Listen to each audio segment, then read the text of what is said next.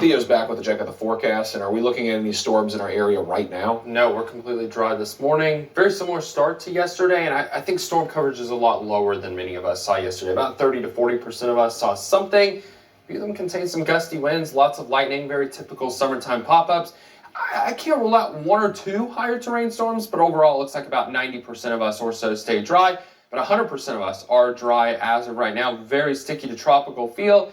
Lots of moisture still in the environment. You'll definitely feel it through the day today. Even can definitely notice it now, and that's also allowing for at least a little bit of patchy fog as well, especially up closer to the Virginia border and north and east of the Knoxville area. Anywhere between about 100 to 110 for your peak heat index value today. So heat advisory does remain in effect through today and tomorrow for Knoxville, southward and across the plateau. Again, this 20% is probably closer to 10% coverage, but mid-90s, probably a couple more degrees hotter than even what we saw yesterday, with those heat index values up to 110 in spots, and then low to mid-70s, maybe another degree or two milder to start off here Monday.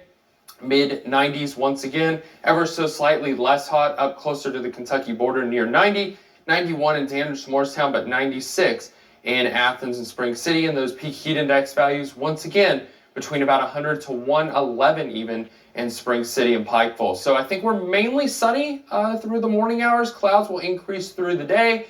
Storm coverage will also increase through the day. I think we're completely dry through about 2 or 3 o'clock. Here's 4, starting in southeast Kentucky and the plateau, 5, 6 o'clock. So evening commute could get pretty messy for many of us in the valley, especially Knoxville northward. And then 7, 8 o'clock moving south of I-40. By midnight, maybe 1 or 2 random rumbles or showers, but we should be mainly dry once we get past midnight. Almost everybody, especially Sneedville and especially along I-40 and southward, including La Follette, Kingston, Spring City, and Pikeville, under a level 2 out of 5 severe risk for damaging wind gusts. Really, that's the main reason why, but with any stronger storm, of course, frequent lightning and some ponding or flash flooding not out of the question either.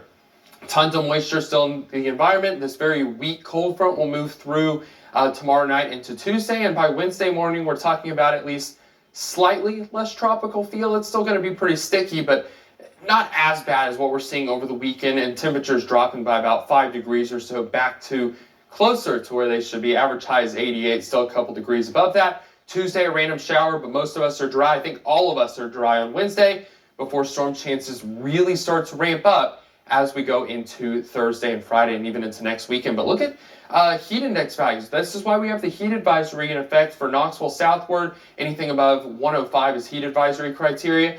Then we're actually trending downward. Heat index of low 90s, definitely not nearly as bad as 105 to 110. And then as we go into next weekend, at least as of now, Stan, let's cross our fingers, things are trending at least not as hot, we'll call it. Fingers